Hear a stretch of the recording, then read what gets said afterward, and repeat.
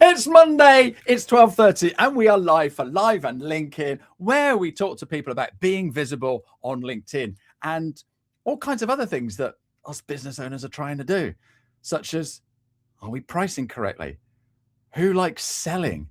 All those sorts of things. So what I really need somebody is an expert on selling and pricing and all that sort of thing. Oh my goodness. In the green room, we've got Niraj Kapur. Hello, mate. How are you? How are we? Okay. Absolutely fantastic. And all the better for seeing you, sir. Right. Some people don't know who Niraj Kapur is. So you're going to have to tell us, please. Hi, I'm Niraj. I spent my whole life helping people sell more and sell better through my corporate career. I set my business up. I taught sales. And then in lockdown, my business did a complete 360 and I became a LinkedIn trainer. And now I kind of split my week 60% LinkedIn, 40% sales. Fantastic. So you can show us what we need to be doing on LinkedIn. Perfect. But the difficult thing is, how do we actually sell? I don't know about you, but have you ever met a business owner that loves selling? I'm still waiting for that to happen. What's interesting is most people don't need LinkedIn help. Most people need sales help. Yeah. But because sales terrifies so many people, they either do nothing or they say, just teach me LinkedIn instead. And I'm like, I can do that. And I'm happy to do that. But really, you need sales help, not LinkedIn help. But quite often, you just have to default to LinkedIn because that's an easier way to build trust with people before you get onto the sales. Because sales requires tremendous trust for people to take that big leap forward and invest in you. Yeah, that's the thing, isn't it? And so let's have a quick plotted history of your career before you set up in business. I spent 10 years in London in the magazine industry in the 90s and 2000s. That was unbelievable. That's a great example of something that was really powerful in the magazine world. And they were very poor and very slow at investing in the internet. I mean, when I was at Centaur, which is one of the biggest B2B magazines in the UK, there was 20 people at one stage sharing an Internet Explorer. No way. So, because they wouldn't invest in it because it cost money. I mean, it was ridiculous. And they were just so slow. And Centaur, about 2/3 of their magazines do not exist anymore. Now, they managed to rebuild themselves and become very successful in the conferences world, where they make a lot of money. But they lost money for so long until they did that. So they're very slow. With The Guardian, it was fascinating spending 6 years there doing conferences and events. Because back in 2006, I got to speak to directors at Microsoft and Yahoo. People even today I probably couldn't meet, but back then I could because it was so new. And it was lovely being part of that.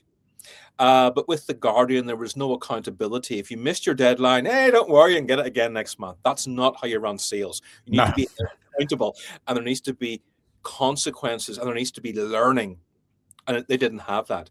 And then finally at Informa, where I really learned how to sell because I got a coach and I got a mentor, and I traveled around the world doing sales events, sales conferences, I should say, in shipping.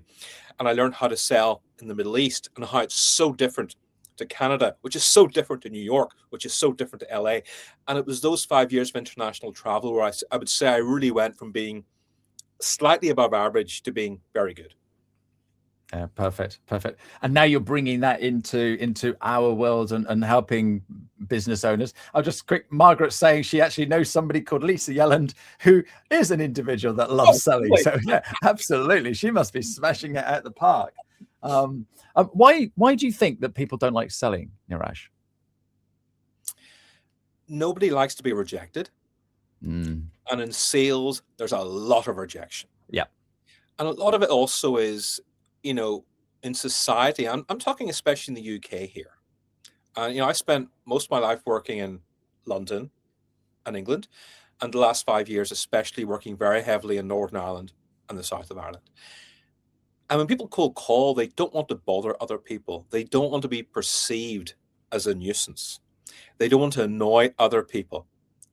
So what they do is they don't pick up the phone, and they often just don't do anything. And they'll just do a post on LinkedIn and hope it gets attention. Or they spend a fortune in SEO and cross their fingers and go, I hope this works. And hope is not a strategy. It really isn't. You have to do better and be more precise than that when it comes to sales. Yeah, so that's where LinkedIn comes in, isn't it? Because if we're showing up and letting people see what we do, but you still have to, like you say, pick up the phone.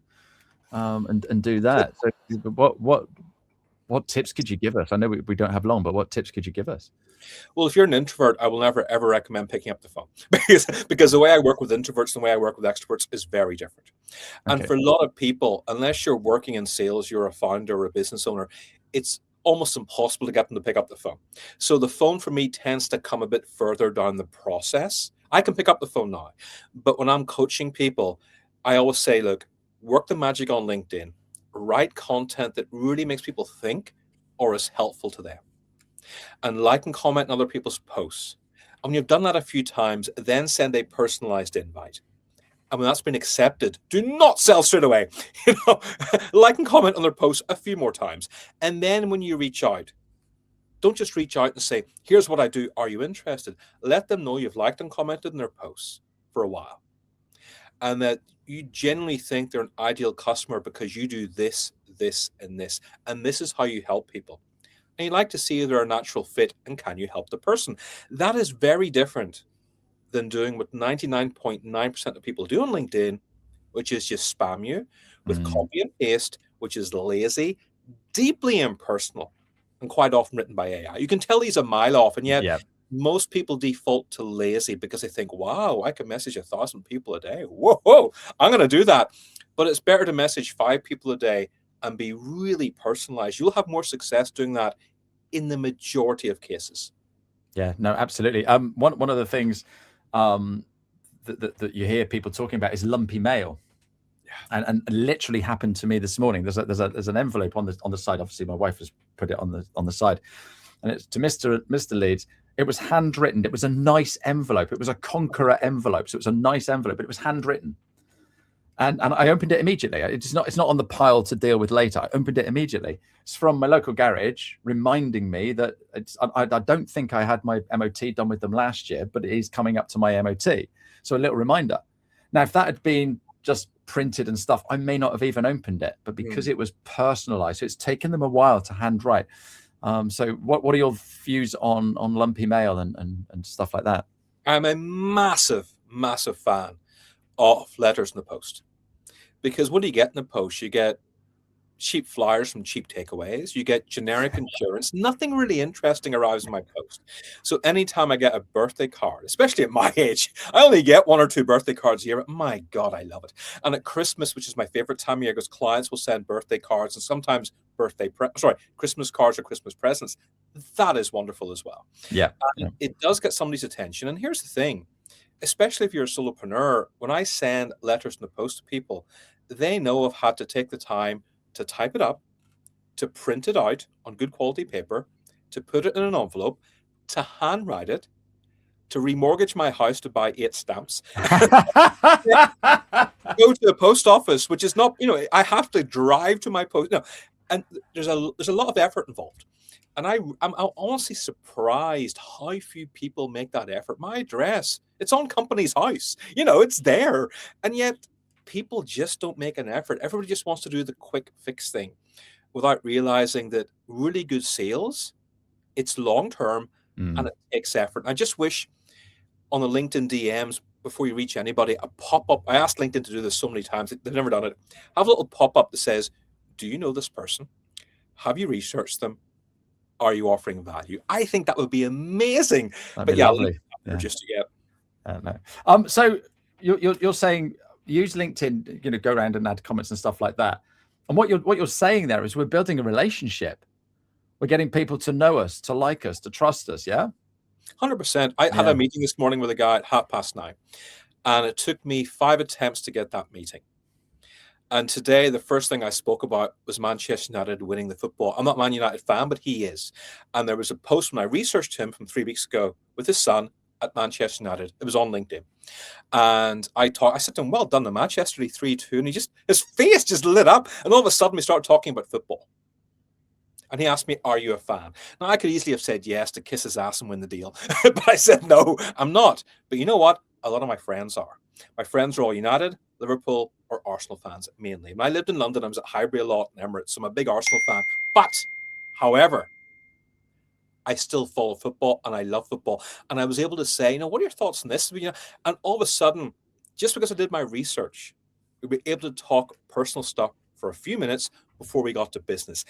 And that little thing, the look on his face when I mentioned that, it just showed I'd done my homework. And he could tell I'd done my homework. Yeah. And he's getting other sales trainers he's speaking to right now about his business. But I'm telling you, I stood out because other ones wouldn't have done that. No, of course they wouldn't.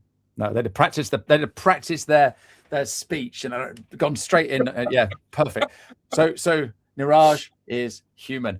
We've got a load of comments coming in. I'm going to get to everybody. But the first, we've got a lovely question here from Kira Louise. What do you think sells more, story or persuasion and value? Oh, I love that. Nice to meet you, Kira Louise. Great question. I'm a huge fan of storytelling. When I give speeches on stage, especially, which is much easier to tell stories, when you're face to face with somebody, telling stories is much more challenging, not impossible, but more challenging. And if you can ever give a story about a challenge somebody had and how you help them overcome it, that is much better than, say, trying to be overly persuasive and try to force close a deal or try to push somebody too hard. Because people often think persuasive means selling a bit harder. It's not. And I'm personally a bigger fan of storytelling. But with persuasion, there's a very, very fine line between being persuasive and being forceful. And that's a much longer conversation. So for the time being, I would say storytelling. Yeah, no, perfect. Thank you for your question, Kira Louise. Liz, great advice. The value of content on LinkedIn that helps someone is priceless, and the payoff is priceless as well. But like you said, that takes a lot of time, and so we have to do that. That personal connection is key. You have to stand out. So handwritten approach with post works brilliantly. Thank you, Margaret. And then someone else is saying making a connection on LinkedIn on personal topic helps build instant rapport, which you've just proved. Yeah, absolutely. Which you've just proved. Liz McGuire just said, because I follow Liz on LinkedIn, and I see her helping so many people. And so much of the work she gets through LinkedIn is just because she's a massive person of value. When people have events on, she'll not just comment. Sometimes she's even shared something I did a month ago. I actually shared it on LinkedIn for me, which was so sweet. And that kind of behavior, people don't forget. No, it's all part of building a community, and it's a human thing. And I think people forget that on LinkedIn, don't they?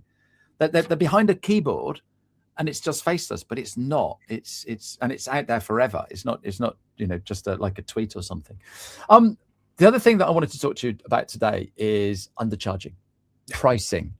You see lots of people doing similar sort of things. One's at £100, one's at £1,000, one's at £10,000. And, in essence, it's going to be the same sort of advice. With the 10,001, you might get a little bit of cream on top. But what are we doing wrong with our pricing, Niraj?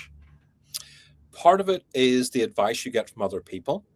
I first started out, my first coach said, this is back in 2018, just started my business, saying, you must charge £500 an hour and you must get at least 6 hours. And I couldn't wrap my head around it. I thought that was ridiculous.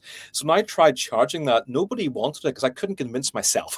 So I think, first of all, you can't just give the same generic advice to everybody. And a lot of it will depend on who advises and coaches you. And the problem is so many coaches just give the same advice to everybody, which they shouldn't do. The second, of course, is the belief you have in yourself, Ashley.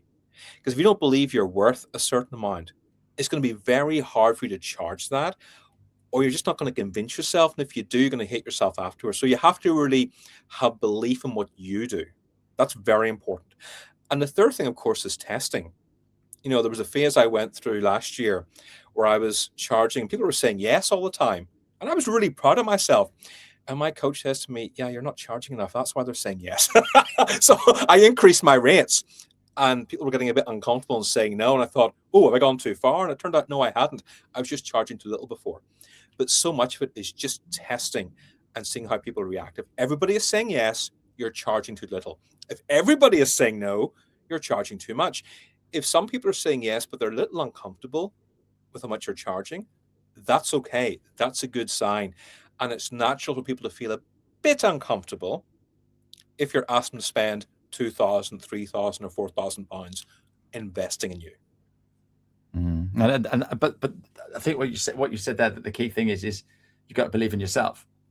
Oh, God, but how can we do that when we've always been employed? You know, when you've been employed, you're earning X pounds an hour. So if you turn around and say, look, oh, I'll charge £100 an hour or £200 an hour, that's huge to what you used to earn. And what we've got to remember is we're not seeing clients, 8 hours every day.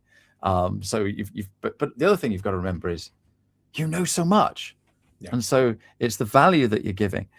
I was at an event the other day and I was chatting to somebody, and they were talking to me about they recently purchased a LinkedIn training course, and they paid £6,000. Whoa! And that was for a group session. So there's 150 of them on the call. God. And you sort of like, hang on, your head's doing the sums now. They're running a good business, aren't they? But they're running a very good business, but unfortunately, 90% of people who take that course are not going to benefit. And that's the problem with courses and why I've been so reluctant, because I know for a fact when I do any kind of training, there has to be follow-up. Because if there's no follow-up in your training, the course is a waste of time, a complete waste of time. But a lot of companies don't see that, because there are a lot of people on LinkedIn, sadly, who are very, very good at selling the sizzle, because they're exceptionally good copywriters. They are brilliant marketeers, or for lack of a better word, they're first-class bullshit artists. And we've seen people no, what we do, because I've seen people on LinkedIn go, I've just had another billionaire hire me. I'm like, no, you didn't. Shut up. My richest client I work with, okay, he's worth £50 million. My clients are only between 1 million and 5 million, say, roughly. But my richest client, not corporation, client, is worth about 50 million. And I said to him, you didn't hire me from LinkedIn. How did you hire me? He goes, no, of course not. We use our networks. He goes, what about a billionaire?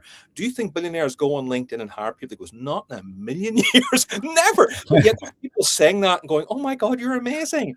There's people saying, I've just closed an £80,000 deal on LinkedIn today. It was an incoming inquiry, and people are going, yeah, you're brilliant. I'm like, no, you're lying. And you and I can see that, but sadly, so many people can't see those things. And I think it's a real shame, because it makes life for people like you and me, who are genuinely doing good work, so much more difficult. Yeah, it's hard, isn't it? It's hard. So anyway, the advice I got from this person, because my training isn't group, it's one-to-one, she turned around to me and she said I should 10x my current price. I'm like, yeah. Just because you can doesn't mean you should. What are your thoughts on that, Niraj? I definitely agree with that. Just because you can doesn't mean you should.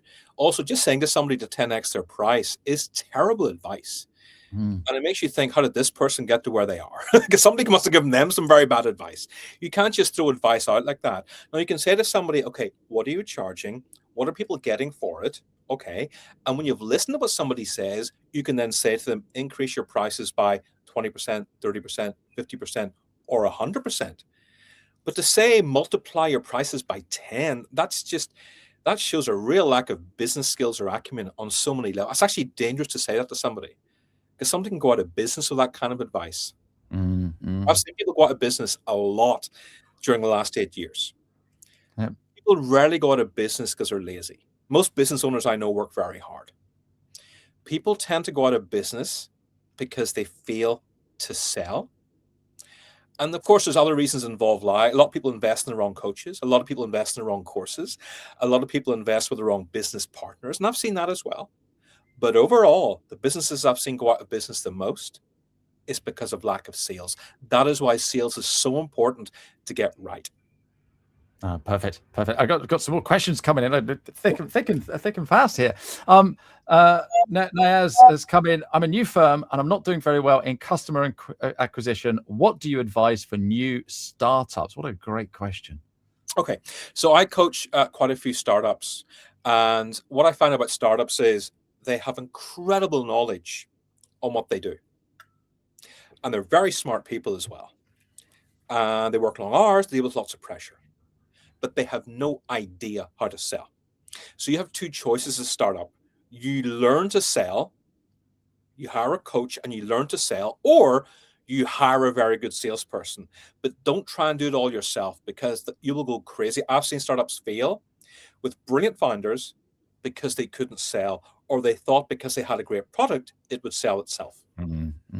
Was it Kevin Costner said, "Build it, they will come"? Yeah, I don't believe that. Great movie. Thank I don't believe that. Thanks for your question, Naz. Right, okay, we've got another one here. How can we break into a competitive market? Oh, this is a good question. Charge a lower fee at first and then increase. What are your thoughts on low fees, Niraj? I understand why people think that way. And I have tried using lower fees in the past, much lower. But what happened was people perceived I wasn't as good as my competition when I did that. So what I think is a better way. So I'll give you a good example. When I got into the LinkedIn training in 2021, I was a nobody. And I did struggle because I was just sounding like everybody else.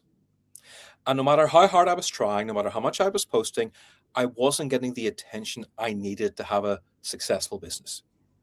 And once I started online dating, because I was post-divorce, and I started talking about online dating and how online dating is just like selling, all of a sudden I got tens of thousands. I got 20,000 followers in a year. Wow. And people at LinkedIn head office were watching this, and I became a top voice of the year because I sold with integrity. Because I did call them. They don't actually have a set of rules for becoming a LinkedIn top voice, but I did call the people in Chicago and in Los Angeles to try to get answers from them because they gave me the award. And they said, look, you sell with integrity and we love your voice and you're different to anybody else talking about sales. And that's very important. Notice I didn't say you have to be the best. I was simply different. So my advice is if you're going to go into a heavily competitive market, doing what your competition doing is not going to help you. But trying to be different to what your competition is doing will help you go that bit further. I am different to other LinkedIn coaches out there because I do not talk about every single thing that LinkedIn do. I refuse to because my competition do. What I do is I talk more about sales because most of my competition don't. Yeah, perfect. That's a brilliant answer. Yeah, great question. Thank you. Where are we? We've got big long one here. As a fused glass artist, pricing is always a challenge. It takes time to get to a stage where people are prepared to pay for what I do charge, let alone what I should be charging. So I need to educate people about what goes on behind the scenes. Yes, absolutely. And what actually goes into a piece of glass art. However, I'm unlikely to reach the same hourly rate as when I was in corporate. It's a good job I started my business because I love what I do. Yeah, great point there, Margaret. And you do love what you do. But yes, Niraj and I haven't a clue about glass, so yes, we do need educating. Any tips there, Niraj? Yes, I do, because a lot of my friends own food trucks. And so I spend a lot of my Saturdays going to food markets. And at food markets, a lot of the ones I go to, especially in Northern Ireland, there's always at least one or two people selling art. And it's not art in a frame that costs £5 or £10. It's art that will cost 200, 300, £400. Bearing in mind these markets, you're getting fresh hummus for £4. You're getting a jar of curry. Yet there are people selling art for 300, 400, 500. And sometimes I have asked them, what sells? What are people buying? Because I'm just curious, who on earth would spend all that money in art? And stuff like the Giant's Causeway or pictures of Musselman Temple, local stuff that's got meaning people will buy. Or a friend of mine's got a local bakery. They have a good story behind their bakery. So I personally think, Mark, whatever story you have as to how you became a fused glass artist, I think you should talk about that more. Because people have no idea about your process or what you go through. They probably think you just put it through a machine and and all of a sudden you make it. So if you can put a story behind why you do what you do, I think that would certainly help less people question the price. People will still question it, but less of them will question the price. Yeah, perfect. That's a really great answer. And that would be really interesting to read as well, because I don't know what goes into fused glass. I've seen it. I think my wife's got a couple of pieces, but yeah, absolutely brilliant. We're really running out of time, Niraj. Like I said before we even started, we could just chat all day. I do a little thing on my show now called Roast My Post. So I don't know if you're up for me roasting a post, but if you've got a post that you want me to look at and just say a few words about it. If it's going to be like Comedy Central style, yeah, sure. I mean, Well, Just I feel bad because your posts are great and you know what you're doing, but you know, thank you. Some of my posts are great, but sometimes, you know, people need to understand while you're looking for their posts there's times I do posts and people don't connect with them and people don't react to them. And I had a post, I think it might have been yesterday or the day before, where I think I only had 5 comments. And I thought it was a really good post. So why don't you have a look at that and say, okay, here is how you can do better. Because I think we should all have an attitude of we can always get better. Absolutely. Let's have a look. Let's have a look. See if I can find it. Roast my post. Roast my post. Give me the comment ghost. Roast my post. Roast my post. We're gonna roast my. There we go. So this is your post here. Yep. Okay. Is this the one? 5 prompts, so I can go into that. Yes, that's the one. Get that one up. And this is a document post, which would have taken you a little while. I love this. Great colors. We can definitely see it's you. Nice and big, so I can flick through it on my mobile phone. Absolutely superb. This is good. This is good. And the great thing about a document post, you know this, but everybody else watching, there's a button here. I can click on that, and now I can absolutely download it, so I can keep this and read it later. It's absolutely a brilliant way to create content. And normally, one of these kinds of posts do very well for me. Yeah, a lot of engagement. I get at least one person sharing it. And this is a repurposed post. I do repurpose content every 5 to 6 months. I don't mind doing that. I think it's important to do that. But at the same time, it was a complete flop in terms of impressions. It only reached, I think, 500 impressions, and it only got 5 comments. So it didn't do very well. Well, you've got 7 comments now. Oh, okay. And you've gone on and commented back to a few of them.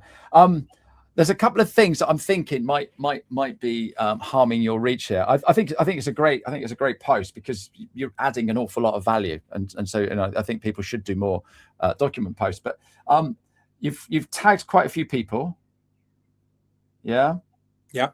Or you've tagged yourself. Is this your new business you're going to tell us about as well? And then you've put a link in.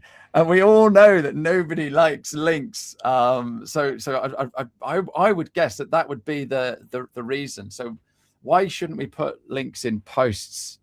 Links harm posts massively. LinkedIn, every now and again, somebody at LinkedIn will come on after every 6 months, go, don't you worry, they don't harm reach. As long as it's relevant. It's absolute nonsense. I'm sorry, but people who work for LinkedIn are not building their brand. They're doing what they're being told to do on LinkedIn. Yeah. Very important people understand this. Stop believing everything the editorial team at LinkedIn tell you. They are working to LinkedIn's agenda. Okay, please understand this. So you put a link on LinkedIn, it will harm your reach. Now, because my last few posts, I put links in my comments. I just wanted to put a link in my post to see would it make a difference, and unfortunately, the wrong kind of difference. It just didn't work at all. No, I did exactly the same a couple of weeks ago because I was like you say, LinkedIn say it doesn't matter.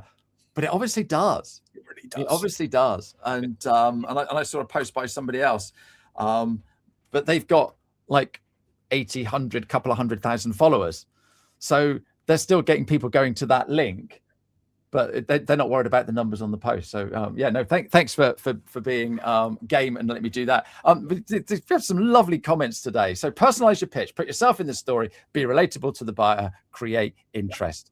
Absolutely. I'm sorry we can't see your name there, but you've summed up the whole conversation perfectly, don't you think, Niraj?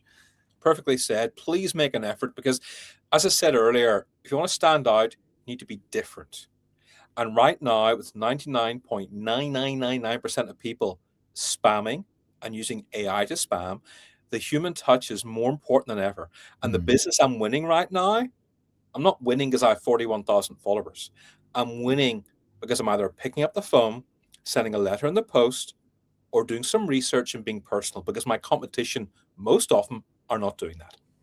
Brilliant. Oh, what a lovely way to end the show. I want you to tell us a little bit about the Closers Club.